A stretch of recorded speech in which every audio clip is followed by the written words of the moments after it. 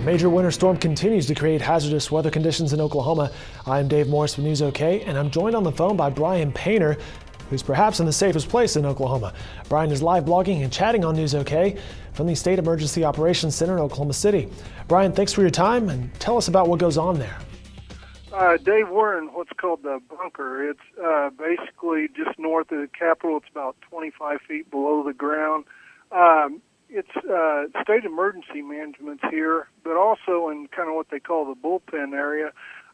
You have a lot of different representatives. You have the Department of Health, you have Oklahoma Highway Patrol, you have military.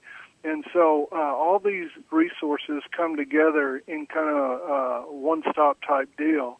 And that way they can work together. And a perfect example that day was, OHP sitting right next to military. And at this time, OHP is able to handle those stranded motorists on the turnpikes, but the National Guard is on standby. And they set that up last night. They had them in armories last night, ready to go today. What are some of the weather conditions they are monitoring specifically today? They're just basically monitoring. We're still in a pattern where weather's still coming in.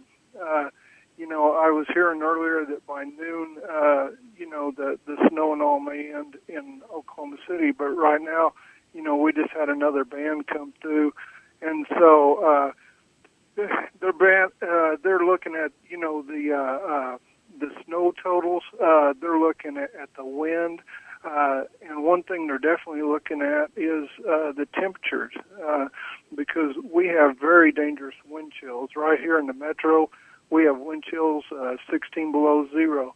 You get out in Oklahoma Panhandle, we have wind chills that are pretty close to 40 below zero.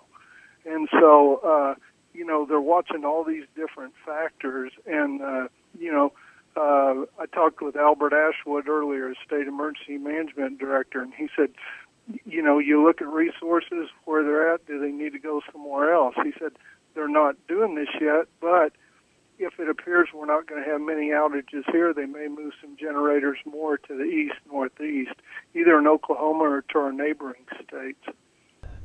Bryan, once again, you're live blogging and chatting from the State Emergency Operations Center. Tell us about some of the things you are sharing. I'm sharing weather information because I'm able to access information from the National Weather Service, and I'm also able to go out into that bullpen area and talk to Oklahoma Highway Patrol and say, what's your situation right now? I'm able to go out and talk to the State Health Department or health officials, and they have ways of monitoring the hospitals to see if, a high number of people are coming in for any given reason or something. So I'm trying to share as much of that information as possible.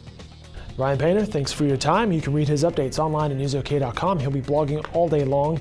Great guy, great columnist, just part of the team here at News OK and the Oklahoman providing updates as the winter storm blows through Oklahoma. Stay with News OK for updates.